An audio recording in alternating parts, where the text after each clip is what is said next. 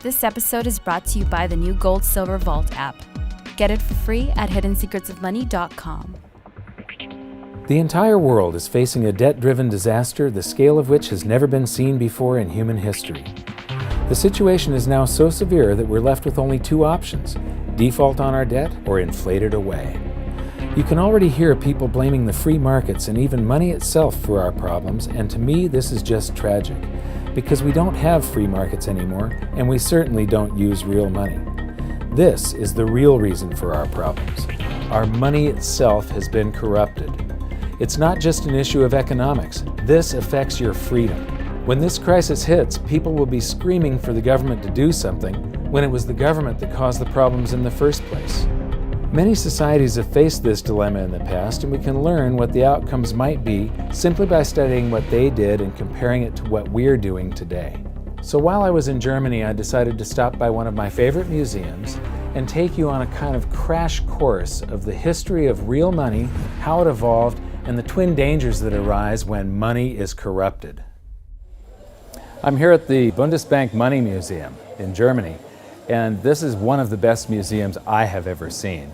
Right at the very beginning of the museum, you walk in and it starts with barter. You know, originally the first form of currency was livestock. The problem with livestock, though, like for instance this cow, if I traded this cow to you for something and somebody else wants to trade you something else that's of much lower value, you can't make change. A system that relies on barter is very inefficient because you not only suffer from the problems of divisibility, you also rely on the hope that you will find someone who has a good or service that you need, who wants something that you have at the same place and at the same time. In economics, this is called the coincidence of wants. Now add the fact that most goods have a shelf life before they perish, and you can see why barter systems held mankind back for so long. So what was it that solved the coincidence of wants and propelled us out of the Stone Age and into space? It was the invention of money. Money is not evil. It is a magnificent tool that allows us to trade our specialized skills and to store our economic energy. Without it, we'd be struggling to feed ourselves each day, and our average lifespan would still be 30. In episode 1, we learned that real money has to fulfill certain properties in order to function. But 2,600 years after its emergence, people still confuse money with currency, even the so-called experts.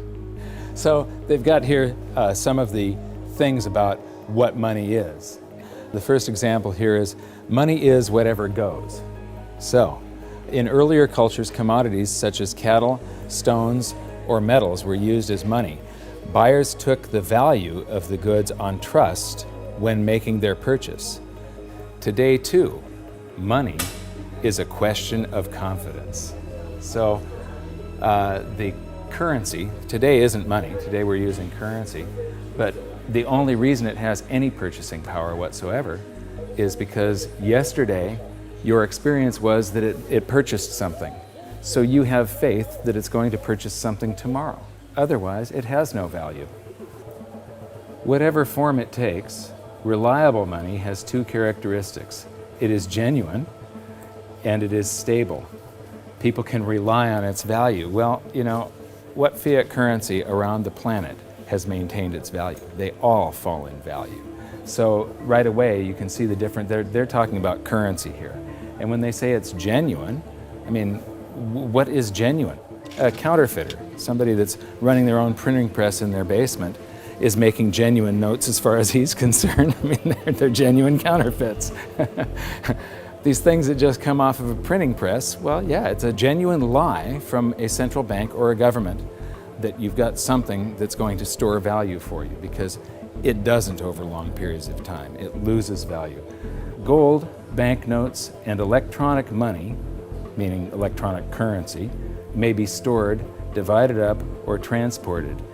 As its material value has declined over time, its genuineness has had to be beyond question. Well, this one says that it's got to maintain its value, and right here they're contradicting the next one.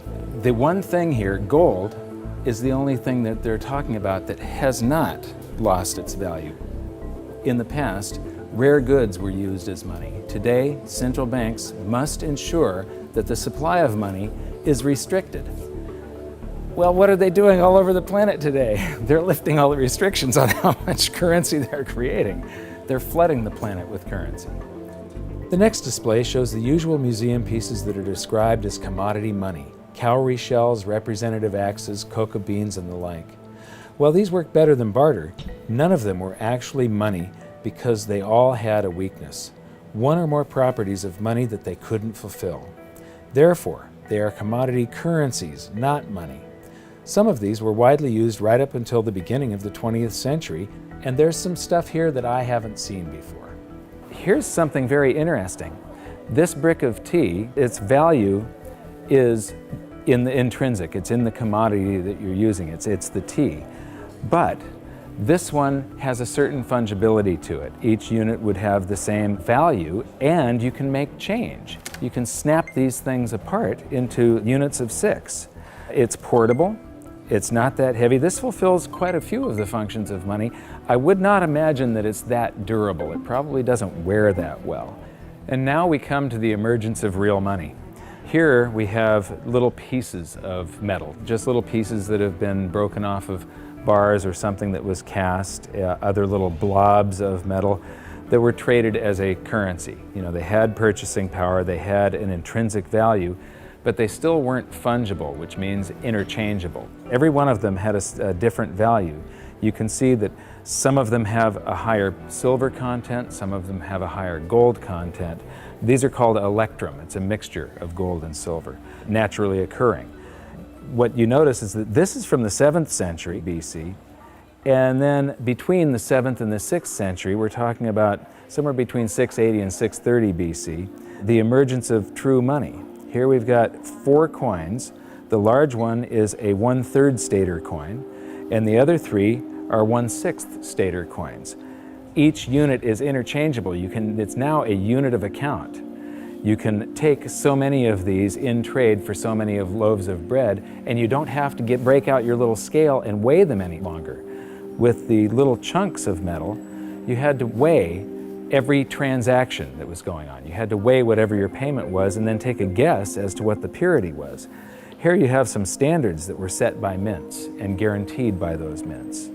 These are a unit of account. They're fungible. Every one of them is interchangeable. They're portable, they're durable in your pocket over long periods of time. They're divisible. You can make change. You can see there's a 1/3 stater and 1/6 staters. And they're a store of value over long periods of time. These still have purchasing power today, 2,600 years after they were made. Another thing that I find really interesting is between maybe 680 BC and 300 BC, cultures all around the world, they all gravitated toward gold and silver coinage as money. The entire world sort of decided all together that gold and silver were money. Why? Because the free markets keep on selecting gold and silver as money because of the properties that it has. So, now we get to the room of real money. This is a vault door, and this is where they've got all the great examples of the real gold and silver coins. So come on in and join me. So here we get to the first, this is gold and silver, what they're using to make money, and here we have some very early representations of gold and silver coins. And I love these displays. They start with coins in Lydia, so these coins go back to the very first minting of true coinage. So here we have starting in the 6th century BC, and then it goes up to the 3rd century, and then from the 5th to the 11th century, and the 13th to the 15th century. And these displays just go on with the history of real money, gold and silver. Here is 17th and 18th century. Here we come to the 19th century, and now we're all the way up to the 20th century here. And here we come to our first example of government-issued fiat currency. This is from China. This is from 1375. And what's interesting is I have a chart that compares the value of the paper currency in China compared to silver. and there was a hyperinflation of this currency. It wasn't backed by anything. It wasn't backed by taxes. It wasn't backed by anything in the Treasury. They could just print this. And so this went into a hyperinflation because the government was just running its budget by just doing deficit spending by printing. And then I'm going to skip to some of the colonial currency. This is the United States, and each one of these currencies is printed by a different state. We've got Maryland, South Carolina, North Carolina, Connecticut, New York. This one here is particularly interesting. It's printed in the 14th year of the reign of King George III. It's dated March 25th, 1776. So this is just a few months before the Declaration of Independence. It says, "'Tis death to counterfeit." But this was printed just before we started coming out with the continental dollar, which went into a hyperinflation because of pure deficit spending on the Revolutionary War. And so this is the wall where real money gets corrupted. This is where it all turns to paper, which sometimes is backed by something, but it can be a lie. They can print more than they have of the stuff to back it. As we learned in episode 2, one of the first things a country does at the outbreak of war is to suspend redemption rights so that their currency is no longer redeemable in gold. This is exactly what Germany did before World War I. After losing the war, they suffered through one of the worst hyperinflations on record when they were burdened with massive reparation payments to France and the Allies. These heavy penalties stifled the German economy and brought it to a standstill, leaving the country with the same two choices all indebted nations have faced throughout history: default on their debt or inflate it away. Defaulting was not a viable option, as they were completely impoverished, weakened, and surrounded by armed forces ready to take their land. Since their currency was no longer tied to gold, it was decided to light up the printing presses and inflate their way out, paying the debts with new currency created out of thin air. This had drastic consequences. Check out some of this Weimar currency. The display starts with one mark that actually purchased something, but soon the notes rise to the thousands, then the millions, then the billions, and finally the trillions. It's mind-blowing. You'll notice that I'm laughing a little bit as we move through the museum, but I'm not laughing at the people. I'm laughing at the stupidity of central banks and of governments and how we never seem to learn from history. Okay, this is an example of different currencies used during the hyperinflation, and they call some of it inflation money and emergency money. This is interesting. They figured the way out of hyperinflation was to print more. So in 1923, the value of money fell by 50% or more per day. So that means prices are doubling every day if it's falling by 50%. Nearly everyone spent their money as quickly as possible on bread, shares, and other safe assets. Well, I don't consider shares safe assets. Actually, the stock market did not keep up with the inflation. However, this rapid circulation only served to stoke inflation even further. That's the function of velocity of money. It's just when velocity picks up, it's just like expanding the quantity. It's got the same effect. At the end, even 144 printing companies working for the Reichsbank could not keep up with the demand for banknotes. Emergency money issued by cities, local authorities, as well as banks and other enterprises started being circulated. So everybody was issuing currency to add to the currency that the government was printing like crazy. Although banknotes with face values of trillions of marks were issued, the vast demand for money, that's not correct, the vast demand for currency led to a paper shortage. Printers used anything that could be found, including wool, wood, and silk. So here's some example of wood, wool, and silk currencies over here.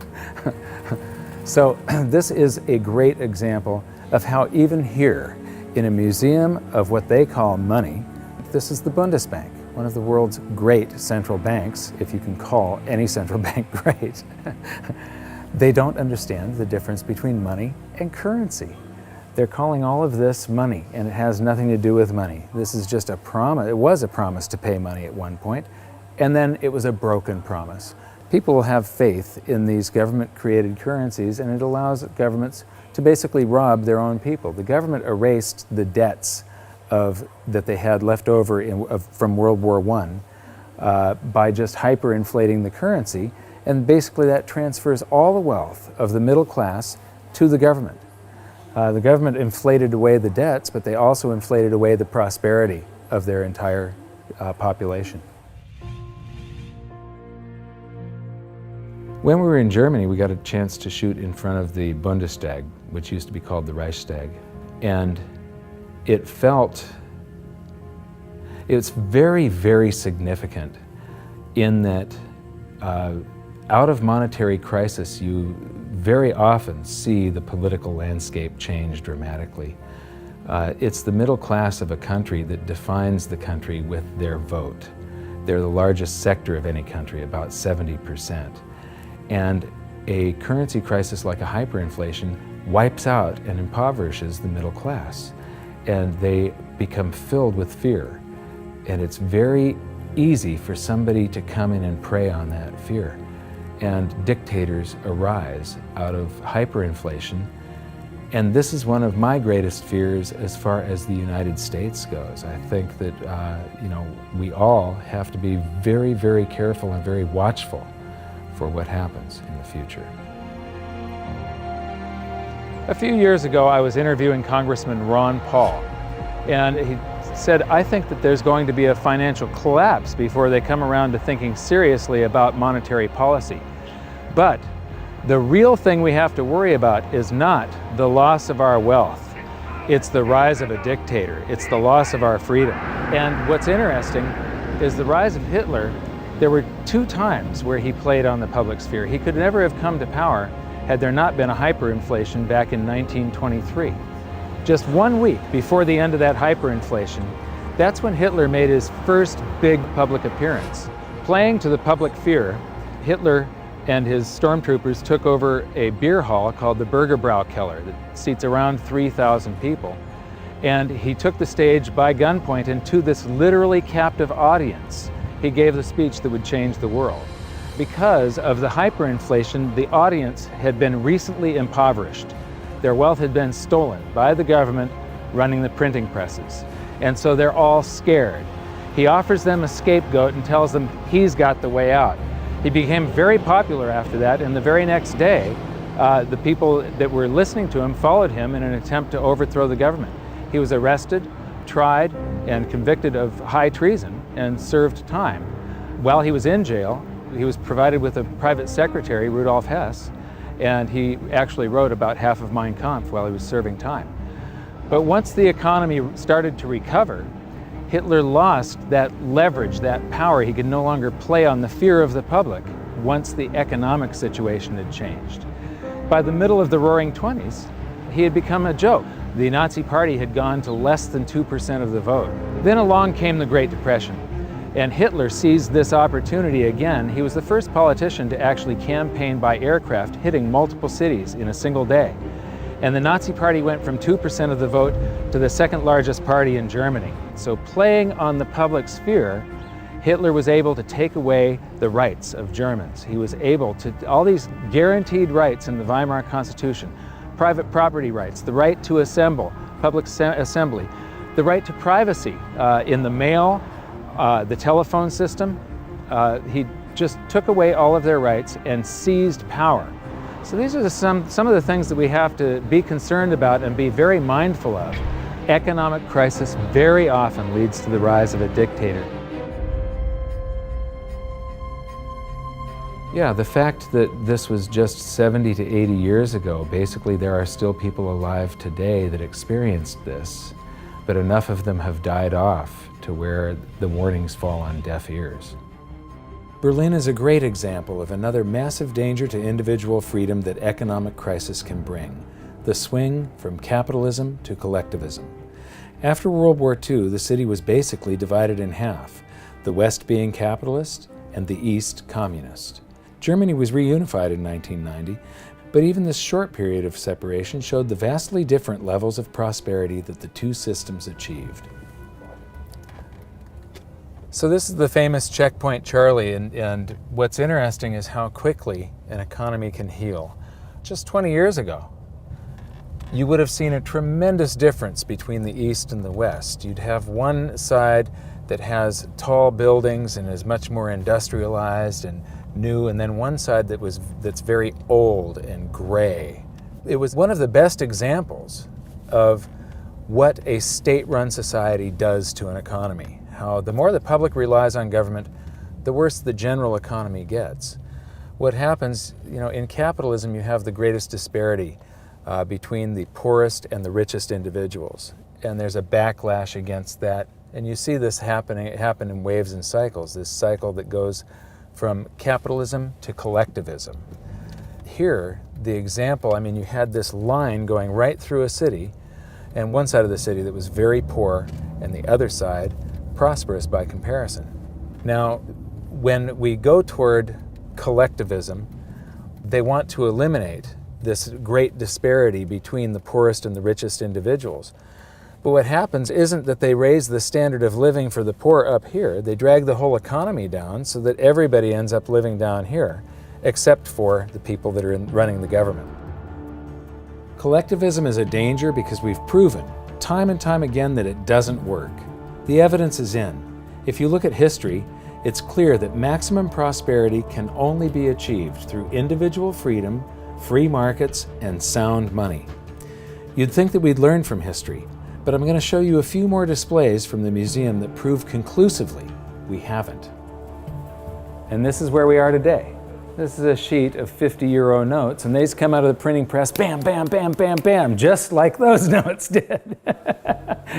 And the entire world today is sort of, every central bank across the planet is creating currency like crazy right now. I think we're going into a deflation, so they're trying to stave off deflation right now by printing their way out of it.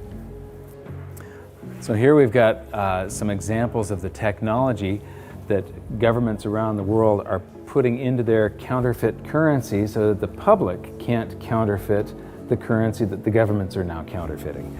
So you've got all these holograms and watermarks and different threads and different types of paper. And then here's this big old printing plate where they pop these things out a mile a minute. And right now they are hyperinflating the base money around the world, the paper money. We're going into a deflation though of the credit money, the voodoo hocus pocus currency that the banks just type into the computer. That's starting to collapse, where this stuff is expanding.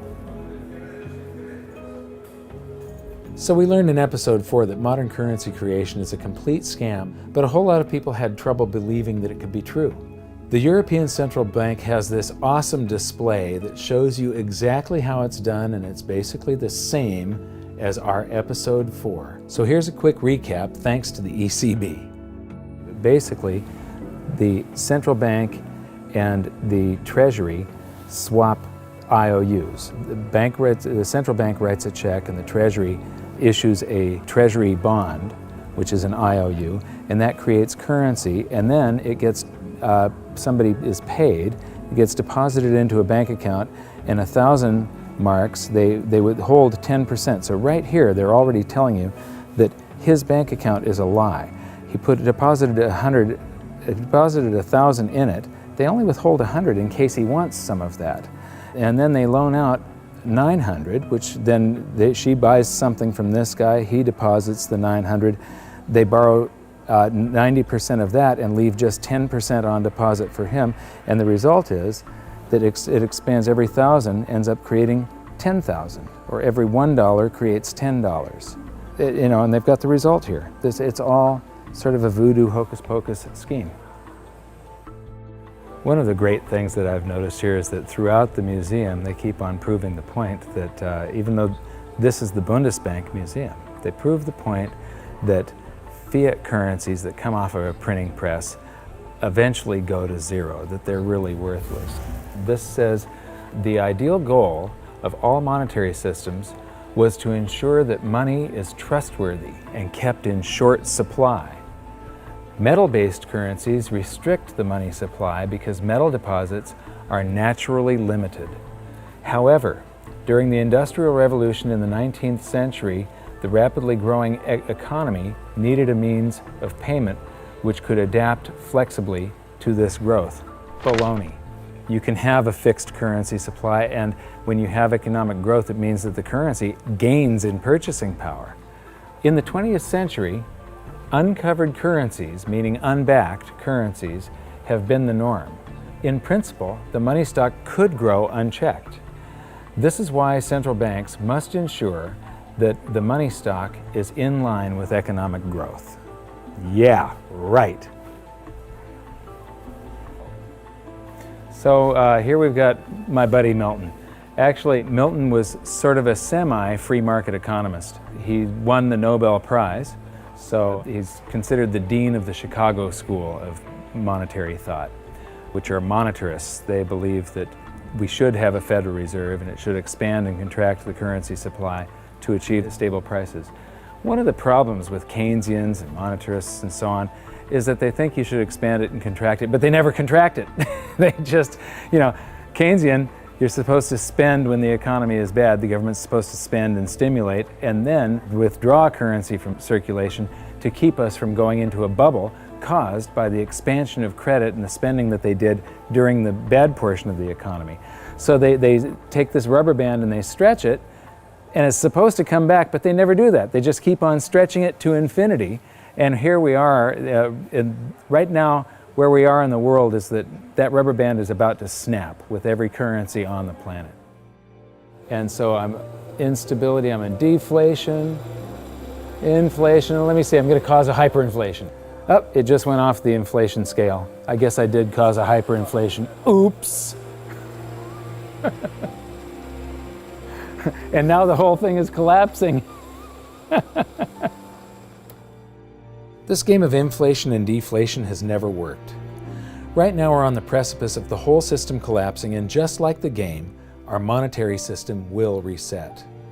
This is where the twin dangers we learned about may rear their ugly heads, so it's up to all of us to learn from history.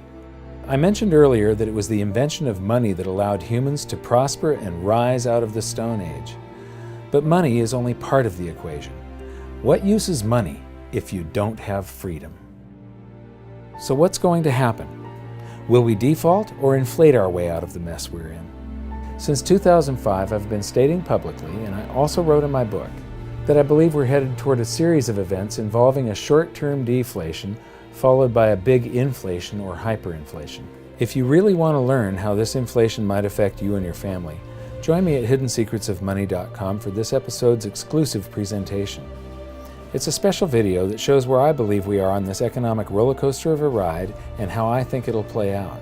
So for now, what can you do? 1. Share this video on social media and subscribe to our YouTube channel. 2. Educate yourself by watching the rest of this series. And 3. Take action to protect yourself and your family. Learn what you can do at hiddensecretsofmoney.com. I'll see you there.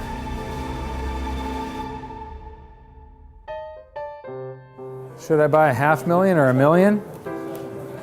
Let me see how much.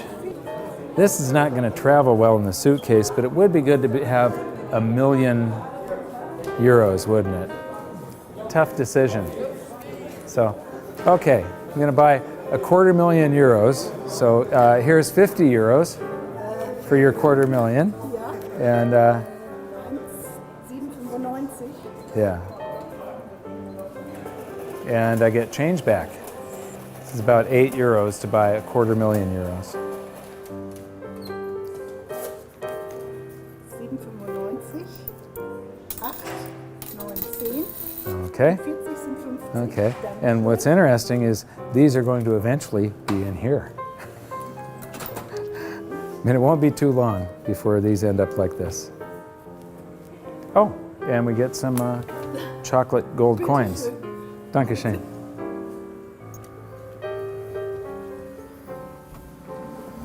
So that's our tour of one of the best monetary museums I've seen so far.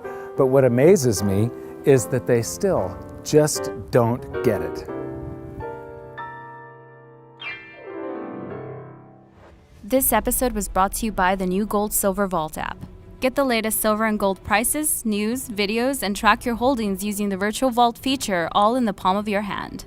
Get it for free at hiddensecretsofmoney.com.